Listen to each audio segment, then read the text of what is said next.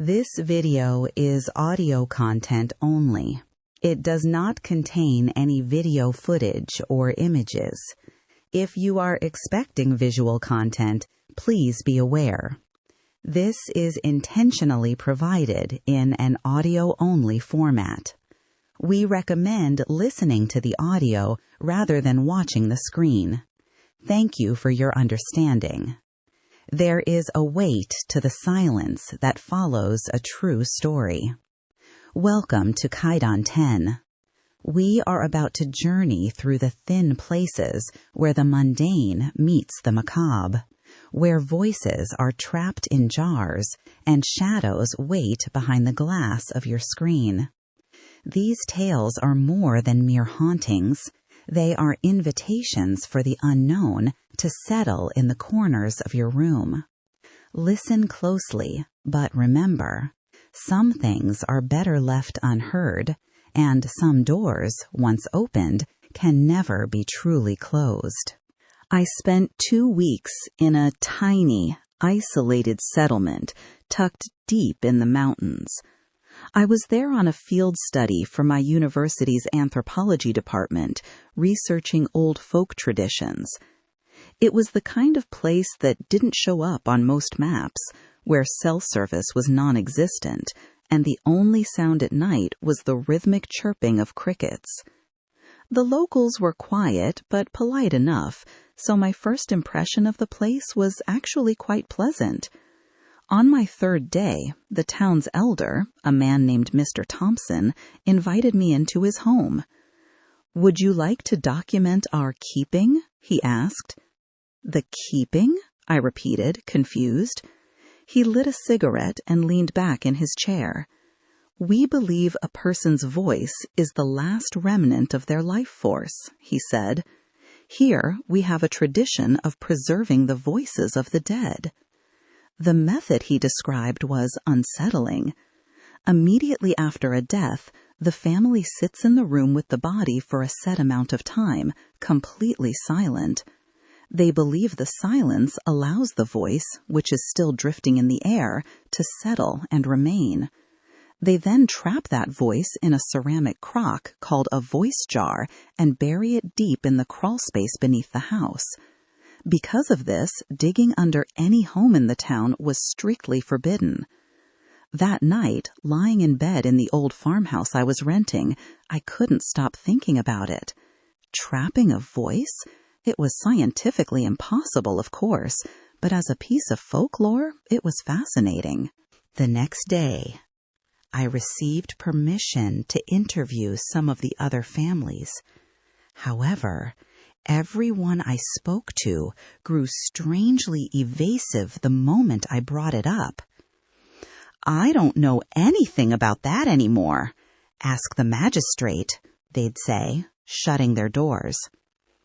One elderly woman on her porch leaned in and whispered to me as I passed. "You hear them at night, don't you?" she hissed, "calling from under the floorboards." That night it rained.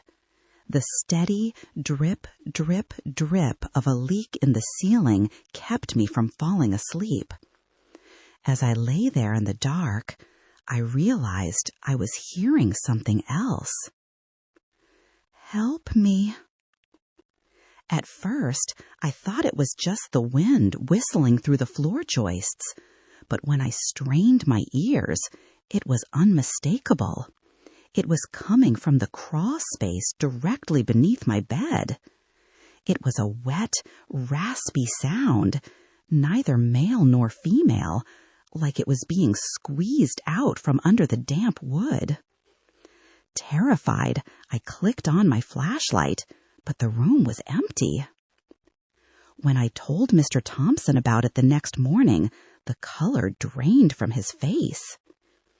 "You heard it?" he whispered. "Whatever you do, you must not answer that voice." I asked him why, and his expression turned grim. "The voices in those jars are remnants of the living, but over time they begin to crave a shape. If you answer, your voice and the echo begin to merge. They mix. And once they do, your own voice is pulled right out of you. You'll try to speak, but something else will come out. I was skeptical, but the sheer intensity in his eyes stayed with me. Unfortunately, on my last night in town, I made a mistake. I was drifting off to sleep when the voice returned from beneath the floor. "You're there, aren't you? Please, let me out." I shivered and pulled the blankets over my head. Then the voice whispered my name. David. How did it know my name? I couldn't take it anymore. "Who is it?" I snapped. The moment the words left my lips, I heard a sharp crack from the floorboards. A split second later, I felt something cold and oily slide down the back of my throat. My neck tightened, and a sharp, stinging pain flared deep in my windpipe. The next morning, I tried to speak, but no sound came out. When I forced my throat to work, a different voice emerged.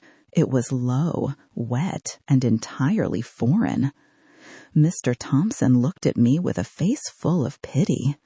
"You answered," he said. "It's gone now.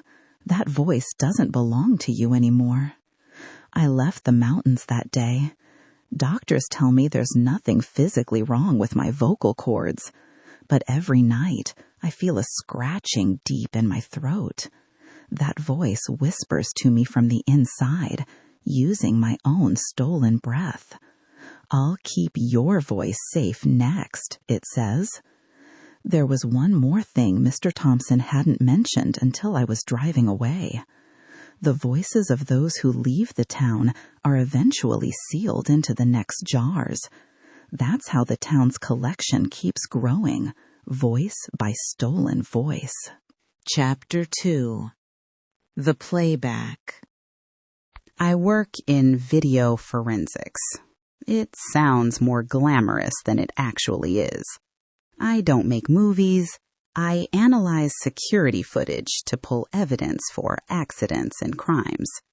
My clients are usually police departments or insurance companies.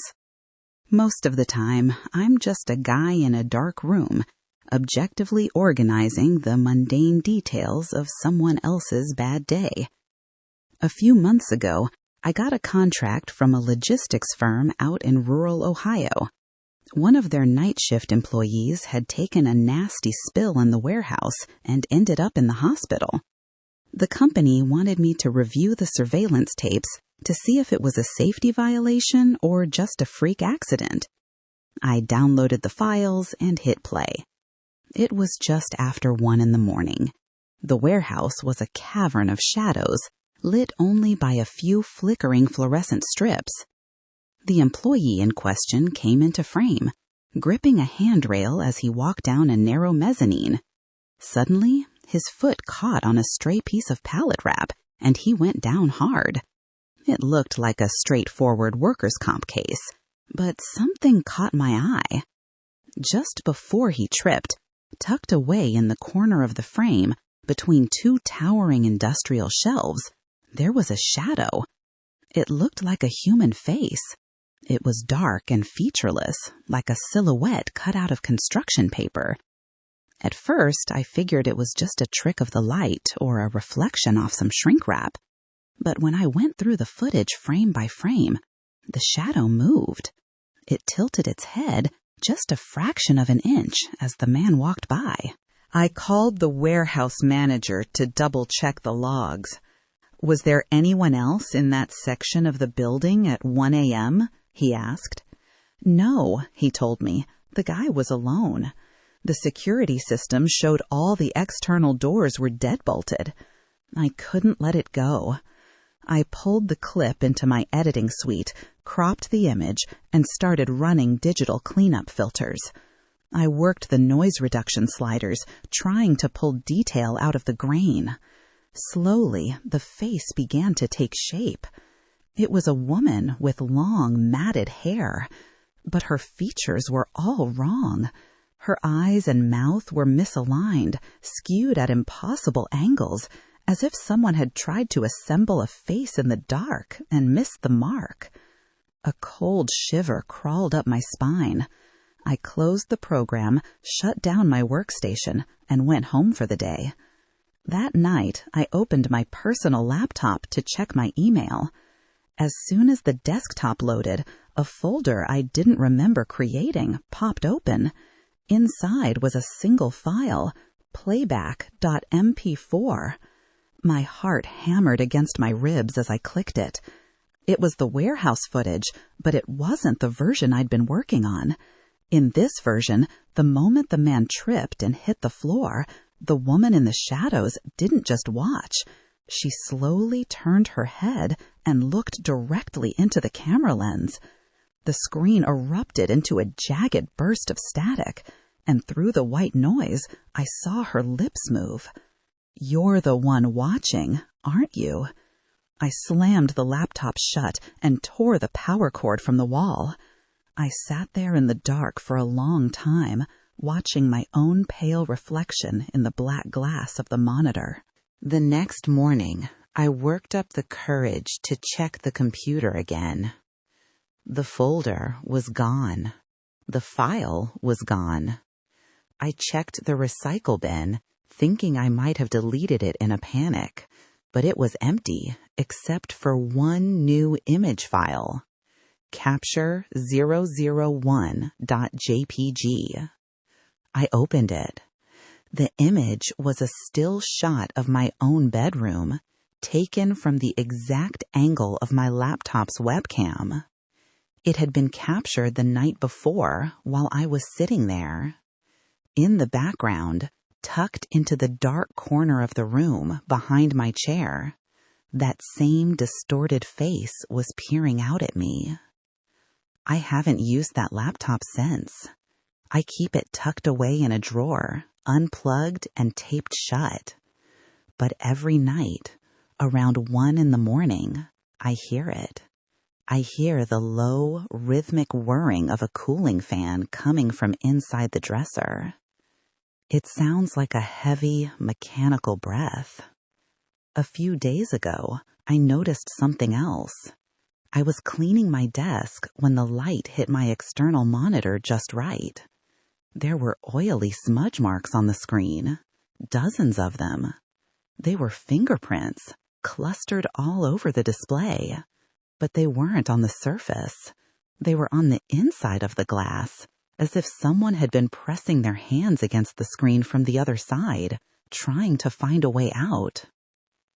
If you're watching a video right now, if you feel like someone in the background of the shot is staring a little too closely at the lens, it might be her. She's still looking for a new place to stay. Please, for your own sake, don't hit play. Chapter 3. The Reserved Seat. I started frequenting that bar during a period when work was piling up and my mental health was starting to fray. It was tucked away in a quiet corner of the West End, just a short walk from the subway station. The place was nestled in a residential block, and without a sign out front, it looked like nothing more than an old, weathered Victorian house.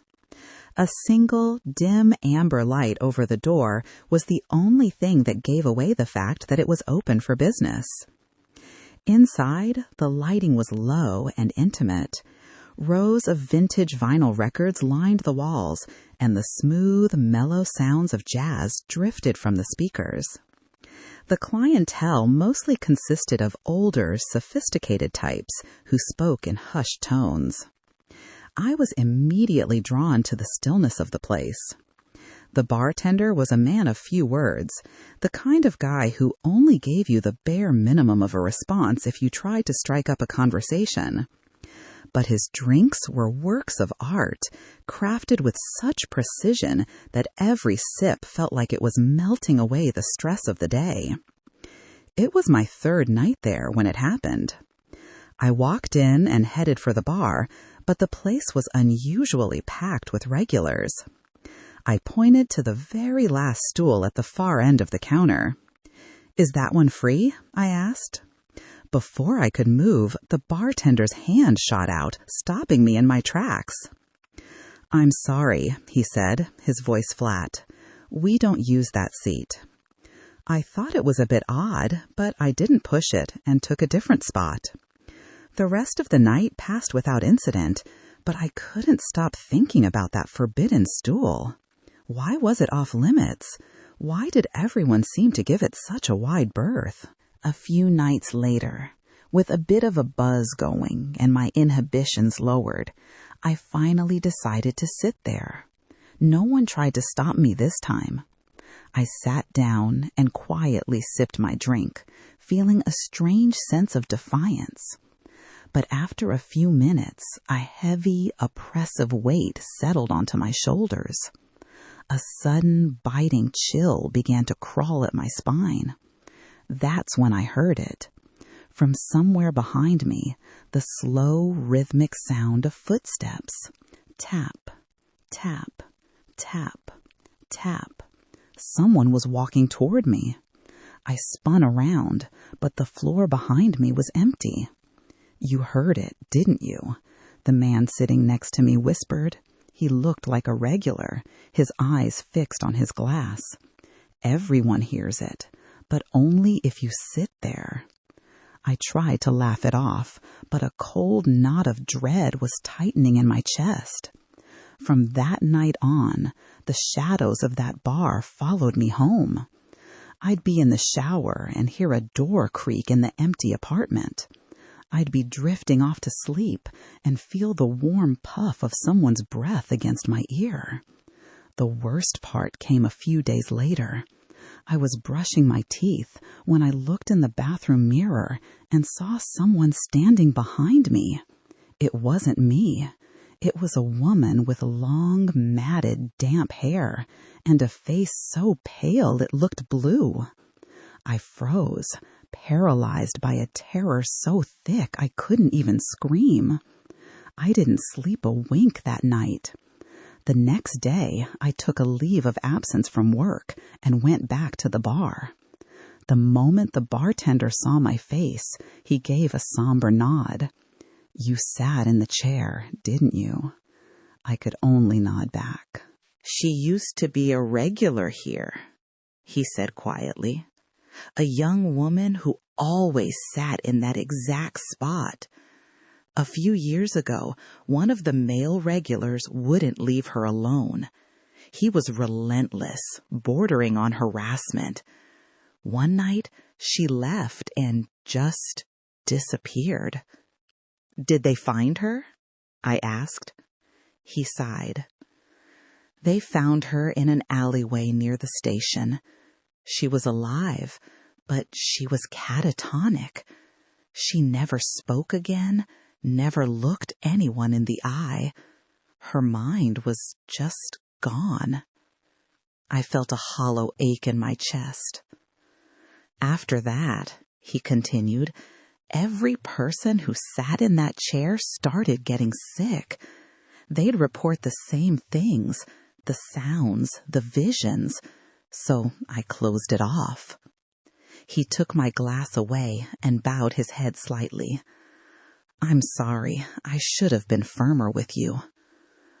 I sat there, stunned, unable to move. That night, the haunting reached its peak.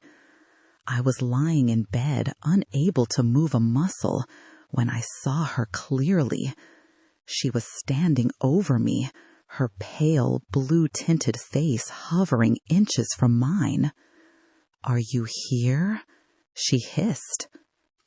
I woke up the next morning in a hospital bed. Apparently, I had collapsed in my apartment and a neighbor had called 911. Acute shock, the doctor told me, but I didn't have the energy to explain what had really happened. A week after I was discharged, I walked back to the West End to find the bar, but it wasn't there. The building had been torn down. There was nothing left but a flat, empty lot behind a chain-link fence. I asked a neighbor about it. but they just looked at me like I was crazy. "A bar? There's never been a bar there," they said. I knew I hadn't imagined it, but every trace of the place had been wiped clean, except for one thing. As I stood by the fence, looking out over the dirt, I saw it. Right in the center of the lot, where the end of the counter would have been, there was a shadow. It was the distinct, sharp silhouette of a bar stool, swaying gently in the wind, even though there was nothing there to cast it. Now, whenever I walk through the West End at night, I keep my head down. I'm afraid that if I look too closely, I'll see that shadow following me home. Chapter 4. The Observation Ward.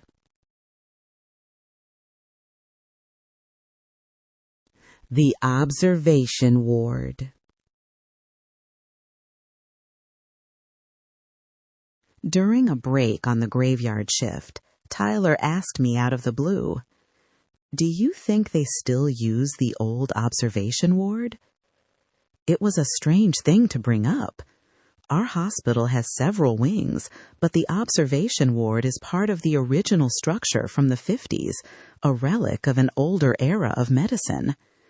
It was designed to isolate psychiatric patients who were too unstable for the general population, so the staff could monitor their progress behind reinforced glass. I'd been told it was decommissioned and boarded up years ago. "They shouldn't be using it," I told him. "The power is supposed to be cut to that entire wing." Tyler didn't look convinced. His voice was unnervingly flat. "I saw a light in there last night. There was someone standing at the very last window at the end of the hall." I laughed it off, assuming he was just trying to creep me out to pass the time. But during my rounds later that night, I found myself glancing toward the old wing. At the end of the dark, elevated walkway that connected the buildings, a faint, sickly glow was emanating from the final room. A silhouette was pressed against the glass, facing my direction. The next morning, I checked with facility management. They assured me the wing was deadbolted and that no one had access. Yet, the following night, the light was there again. A few days later, Tyler didn't show up for his shift. He didn't call in, and he wasn't answering his cell. A heavy sense of dread settled in my stomach. After my shift ended, I decided to check the old wing myself. I let myself in through a maintenance hatch in the basement. The air inside was thick and damp, smelling of stagnant water and decades-old antiseptic. The fluorescent lights in the corridor were mostly burned out, flickering sporadically, and the only sound was the distant, rhythmic drip of a leaky pipe. When I reached the door of the final room, I saw a clipboard hanging from a hook. The header read, "Observation Log. Subject, Tyler Vance. Staff, status, under evaluation." My blood ran cold. I pushed the door open. The room was unnervingly silent. In the center sat a single hospital bed, and the walls were lined with a bank of monitors. Each screen showed a different part of the hospital: the cafeteria, the nurses' station, the parking lot. One monitor even showed the very room I was standing in. Tyler was sitting on the edge of the bed, still wearing his lab coat. "Tyler, what the hell are you doing?" I asked. He looked up at me, slowly. His expression was calm, almost serene. "I'm observing," he said. "Observing what?" I snapped. "At first, it was the patients," he whispered. "But lately, the staff are much more interesting. How they react, how they move when they think no one is watching. It's valuable data. Management gave me strict orders to continue the evaluation." "Who is management?" I demanded. Tyler smiled, but it didn't reach his eyes. His face looked distorted, like a reflection in warped glass. The people observing the observers, of course. He reached over and flipped a switch on the console. One of the monitors changed, displaying a feed of the hallway outside. On the screen, I saw myself. I was standing there, clutching my charts, looking over my shoulder with a terrified expression. "I don't understand," I stammered. "In this place, the roles are constantly shifting," Tyler said, standing up. "The observer becomes the observed. You don't realize it's happened until you can't leave, not until you find someone to take your place." I backed away, but the moment I hit the threshold, the heavy steel door slammed shut. A mechanical bolt slid into place with a deafening thud. On the main console, a new log entry appeared on the screen. Observation log, Subject A, Staff, Status, Initial Observation, Condition, Disoriented, showing signs of resistance. Tyler picked up a pen and calmly scribbled a note on the clipboard. Subject identified, transition complete. The next morning, I spoke to the head nurse about the old wing. "Observation ward?" she asked, looking at me like I'd lost my mind. "We don't have a department like that. That wing was torn down 3 years ago to make room for the new parking structure." I looked out the window behind her. Across the lot, where there should have been nothing but asphalt and cars, the gray, weathered tower of the old observation ward stood tall and silent. In the window of the top floor, a man in a white coat stood perfectly still. He had a notebook open in his hands, and even from that distance, I could feel him staring directly at me through the glass. Chapter 5. The Long Way Home. This is a true story from my high school years. A time I don't look back on with much fondness. To this day, I'm not entirely sure if what happened was a genuine haunting or a manifestation of my own fractured mental state. It might be unsettling for some, so please bear with me. I've always been a bit of a loner. I never quite fit in, and that isolation followed me from middle school right into high school. I was a prime target for the varsity crowd, the kind of jocks who lived to make life miserable for anyone who didn't care about the Friday night game. My parents were old school and incredibly strict. They didn't believe in mental health days or skipping class, so I just had to put my head down and endure the bullying. It didn't help that my primary tormentors from middle school ended up at the same high school as me. Between the constant harassment and my struggling grades, I spent a lot of nights thinking about just giving up on everything. My only escape was a girl named Sarah. I'd had a massive crush on her since the 7th grade, but I was too terrified to ever say a word to her. We went to different high schools, and we'd completely drifted apart, but I couldn't let her go. Every day after school, I'd take a massive detour to the apartment complex where she lived. I'd just wander around the perimeter, hoping for a chance encounter that never actually happened. It was bordering on stalking, and looking back, I think I was already starting to lose my grip. For the record, I never actually ran into her once during those years. One afternoon, I finished my usual circuit around Sarah's building and headed home. Our house was an old Victorian with a long, narrow walkway that led from the street to the side entrance.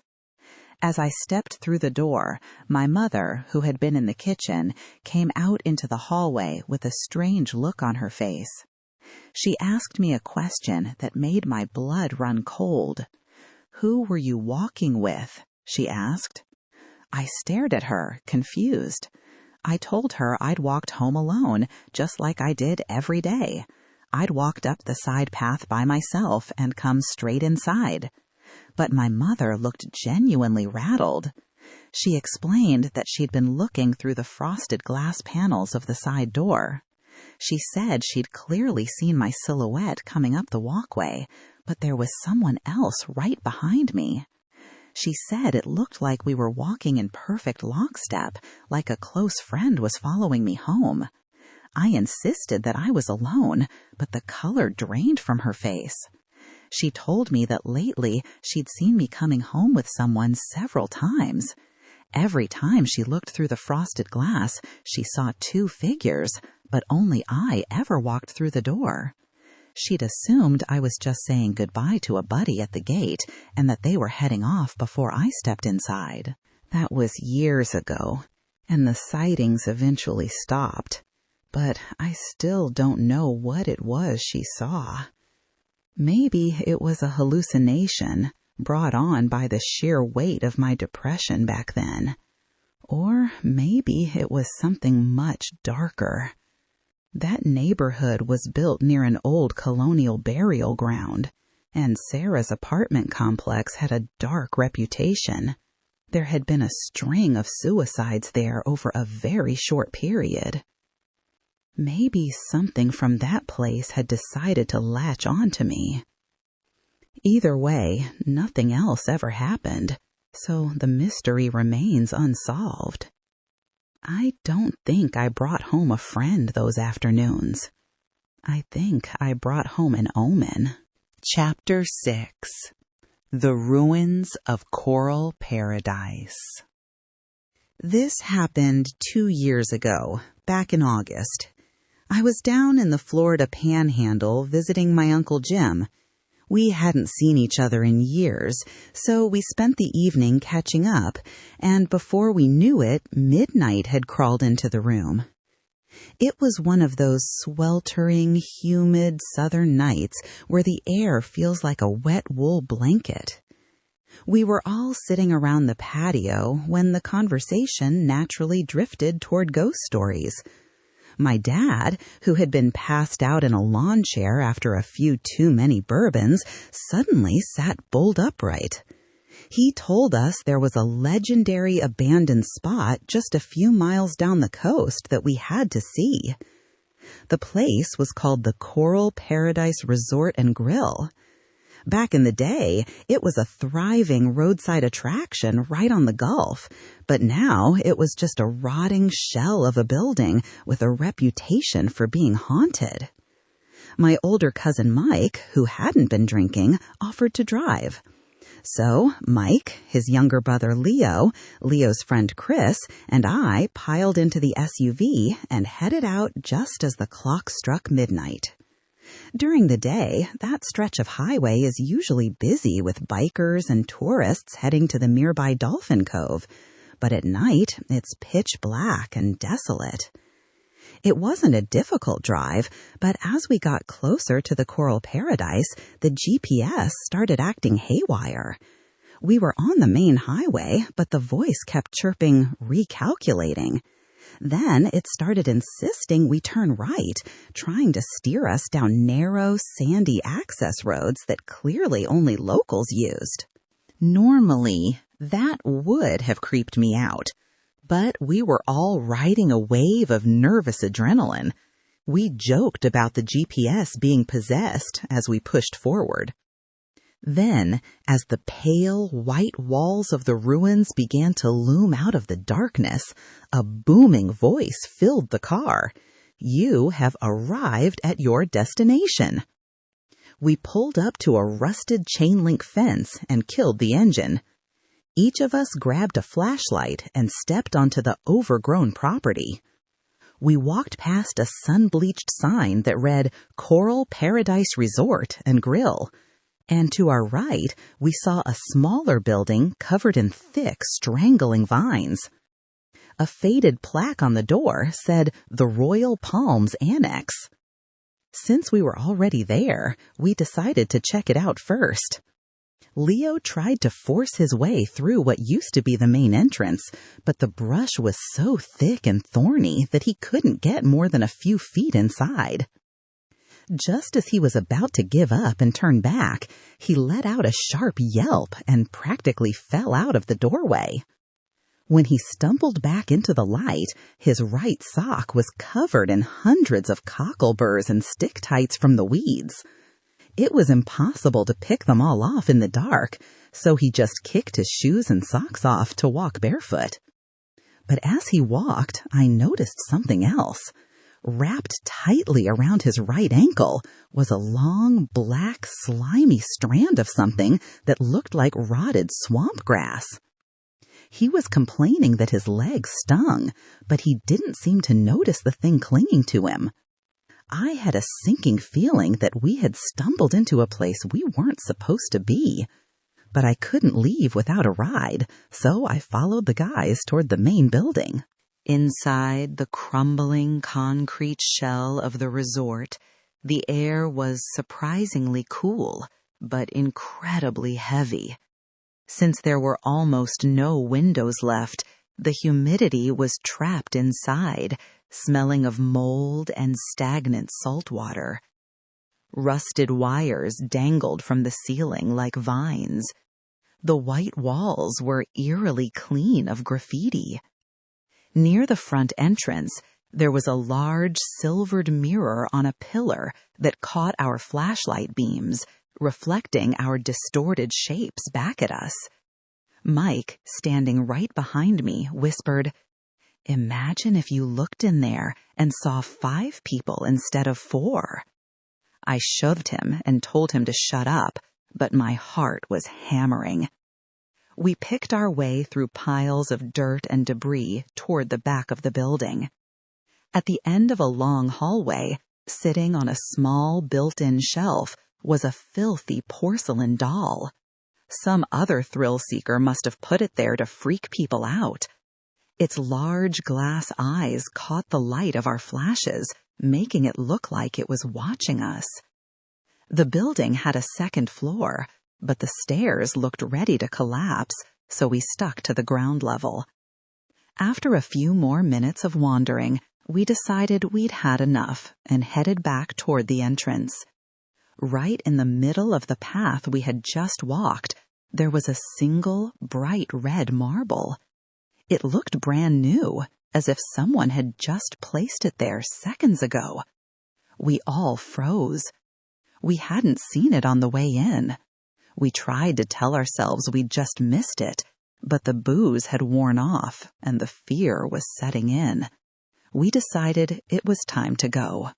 As we walked back toward the SUV, a sound drifted over from the direction of the beach, away from the ruins. Clink, clink. It sounded like someone was kicking an aluminum soda can. We swung our lights toward the sound and saw a small set of concrete stairs leading down to a basement level, almost completely hidden by overgrown roots and hanging branches. Mike suggested it was just the wind blowing a can around down there, but as we listened, the sound changed. Clink, clink, clink. It was getting closer, coming up the stairs. Leo, always the one with too much curiosity for his own good, decided to take a look. He walked halfway down the stairs while the rest of us trained our lights on the darkness below. Suddenly, a violent clang echoed from the bottom of the steps, like someone had kicked a can with everything they had. "Run!" Mike yelled. We all bolted for the car, but Leo, who was a few paces ahead of me, suddenly went down hard. It looked like his feet had been swept out from under him. For a split second, I thought I saw that black, oily shape around his ankle again. Chris and I grabbed him by the arms, dragged him the rest of the way to the SUV, and piled inside. Mike floored it, and we didn't look back until we were miles away. I don't know for sure if the place was truly haunted, but weird things happened afterward. Chris ended up in 2 different motorcycle accidents within the same month. Strangely, Leo, who had been the most adventurous, didn't have any bad luck at all. Mike, who's 30 now, told me later that he actually remembered going to the Coral Paradise when it was still open 20 years ago. He'd gone there with our grandfather. He said the weirdest thing he remembered wasn't a ghost, but our grandpa, who was the most soft-spoken man alive, absolutely losing his mind and screaming at a waiter over a wrong order.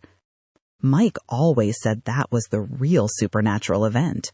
He still talks about it with a weird, nostalgic look in his eyes, but he refuses to ever drive past those ruins again. Chapter 7. The Girl in the White Dress. This happened back when I was in middle school.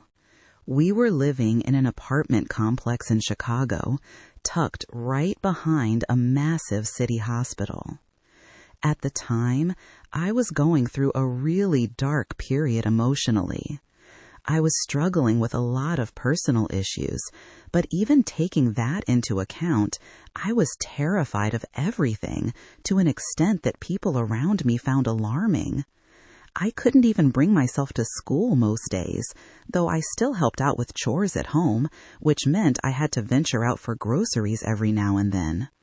One afternoon, I was coming back from the store and passed by my brother Jason's room. He wasn't home at the time, and usually I just walk right past without a second thought. But this time, I saw her. Clear as day. There was a young girl in a white dress sitting on the floor in the middle of his room. She was hunched over, clutching her knees to her chest, perfectly still. I froze, a wave of pure, cold terror washing over me, and then I bolted into the other room. I didn't know what to make of it, and as the days went by, I tried to convince myself I'd imagined it. I went back to my usual routine. About a week later, she showed up again. My family was out for the day, and I was heading out to meet someone. I walked out of the apartment and stood by the elevators, waiting for the car to arrive. For some reason, I felt a sudden urge to look back toward our front door. There she was. The girl in the white dress was standing in the hallway, and as I watched, she walked right through our front door as if she owned the place.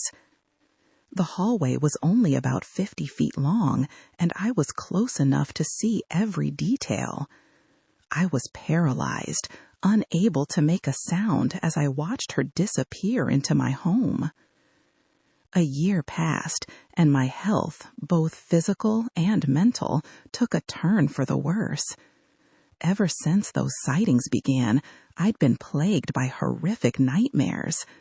I suffered from debilitating migraines and nausea that never seemed to let up. It got so bad that I was hospitalized several times. I felt like I was wasting away, like the life was being drained out of me. My mother, desperate and fearing I might actually die, finally reached out to a spiritualist she knew through a friend. The woman came to the house and performed a walkthrough. She told my mother that the apartment was essentially alive with spiritual energy. She explained that my room was acting as a spirit path, a sort of bridge between the hospital next door and the religious memorial we kept on the mantel. Specifically, she pointed to the posters I had plastered all over my walls. She said they were acting as anchors for the portal. If we stripped the walls bare and performed a cleansing ritual with sage and blessed salt, she said the spirits would naturally find their way out. We did exactly what she said. We tore down every single poster and went through the cleansing process. Within a few weeks, my condition stabilized. I later found out from some of the neighbors that the hospital behind us had a high mortality rate, especially in the intensive care unit. Because it was a major trauma center, many people died there in sudden, violent, or agonizing ways, and their spirits were known to wander the immediate area. Fast forward a few years, and I had completely recovered. I was active, social, and finally living a normal life. I'd made a new group of friends, and one night, one of them mentioned out of the blue that he had a bit of a sixth sense. I thought he was joking and started to laugh it off, but his expression stayed dead serious. He looked at me and said, "You know that girl who's always watching over you? The one with the bobbed hair and the white dress? I don't know why, but she's really fixated on you. It's like she followed you from somewhere." It was the exact same girl I had seen all those years ago. It's strange how something as simple as a poster on a wall can create a doorway for things that aren't supposed to be here. Most people would never notice a thin spot in the world like that, which is why I suppose people like that spiritualist are so important. They see the things the rest of us are too afraid to look at. The stories we share are rarely just stories. They are the cracks in the foundation of the mundane, revealing a world that doesn't just exist alongside us, but watches us. Whether it is a voice trapped in a jar or a shadow walking in lockstep, these echoes suggest that the things we lose and the things that find us never truly go away. They simply wait for the right moment to be recognized. Thank you for listening. As you turn off the lights tonight, take a moment to listen to the silence. It might be the wind, or it might be something waiting for you to answer. After all, the most unsettling thing about a secret is the way it looks at you once you finally realize it's there.